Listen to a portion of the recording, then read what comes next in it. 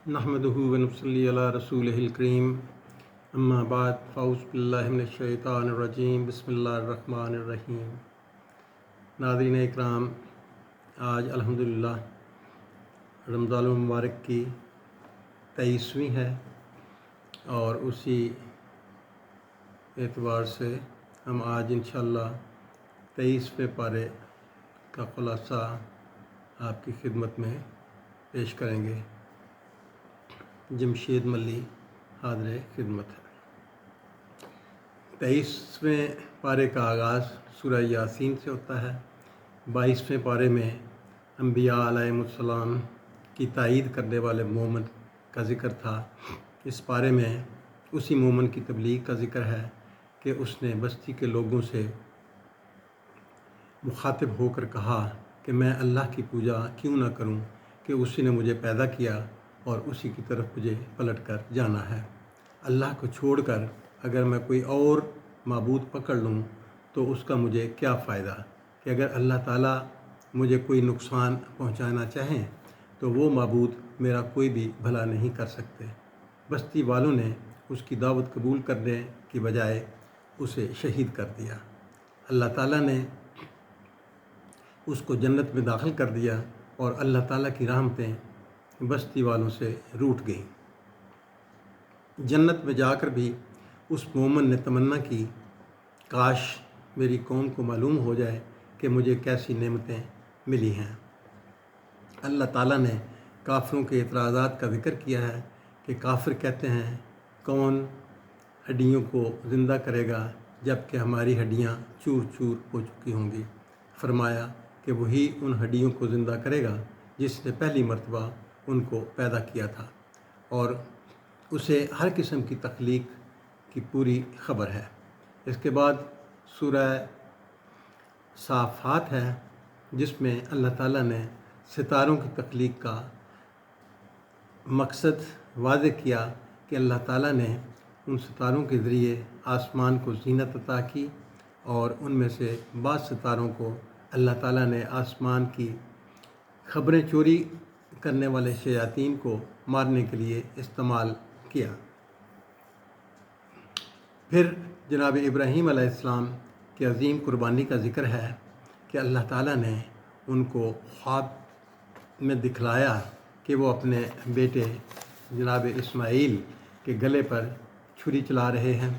जनाब इब्राहीम ने जनाब इस्माईल से कहा कि मैंने ख्वाब में देखा कि मैं तुम्हारे गले पर छुरी चला रहा हूँ, अब बताओ कि तुम्हारी राय क्या है। जनाब इस्माईल ने जवाब में कहा, बाबा आप वो काम करें जिसका आपको हुक्म दिया गया है। जब इब्राहीम अलैहिस्सलाम ने इस्माईल अलैहिस्सलाम को पेशानी के बल लटाया तो अल्लाह ताला ने इब्राहीम अलैहिस्सलाम को पुकारा कि आपने अपने ख्वाब को सच्चा कर दिखाया। और इस तरह अल्लाह ने जनाब इब्राहीम अलैहिस्सलाम और इस्माईल अलैहिस्सलाम की कुर्बानी कबूल फरमाकर जहाँ उखरवी जज़ा को मुकद्दर बना दिया, वहीं रहती दुनिया तक के लिए भी आपकी कुर्बानी को एक मिसाल बना दिया। इसी सूरह में जनाब यूनुस अलैहिस्सलाम का ज़िक्र है कि वो रसूलों में से थे और अल्लाह ताला ने उनको 1,00,000 अफराद की तरफ मबऊस फरमाया था। जनाब यूनुस अलैहिस्सलाम जब मछली के पेट में चले गए तो उन्होंने अल्लाह ताला की कसरत से तस्बीह की, जिसकी बरकत से अल्लाह ताला ने उनको बहुत बड़ी मुसीबत से निजात दे दी। अल्लाह ताला ने मुशरिकीन की इस बात की भी तरदीद की कि वो फ़रिश्तों को अल्लाह ताला की बेटियां बतलाते थे जबकि अल्लाह ताला की कोई औलाद नहीं है।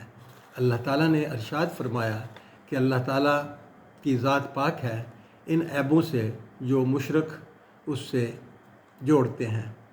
अल्लाह ताला का सलाम हो रसूलों पर और अल्लाह ताला की तारीफ़ है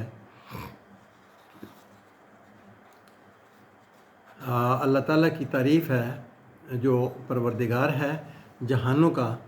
उसके बाद सूरह स्वाद है, इसमें अल्लाह ताला ने मुशरिकों के जनाब रसूल सल्लल्लाहु अलैहि वसल्लम की दावत पर एतराज़ का ज़िक्र किया है कि उन्होंने अल्लाह वहदहू ला शरीक کی عبادت کا درس دیا اور باقی تمام معبودوں کی نفی کی، اور یہ بات مشرکین کو کسی طور گوارا نہیں تھی۔ پھر جناب داؤد علیہ السلام کی حکمت اور قوت بیان کا ذکر کیا۔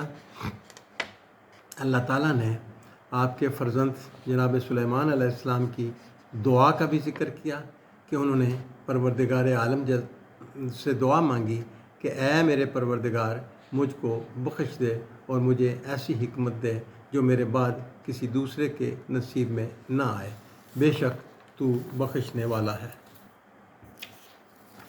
اللہ تعالیٰ نے جناب سلیمان علیہ السلام کی دعا قبول فرمائی اور آپ کو ایسی سلطنت عطا فرمائی کہ جنات اور ہواؤں کو آپ کے تابع فرما دیا۔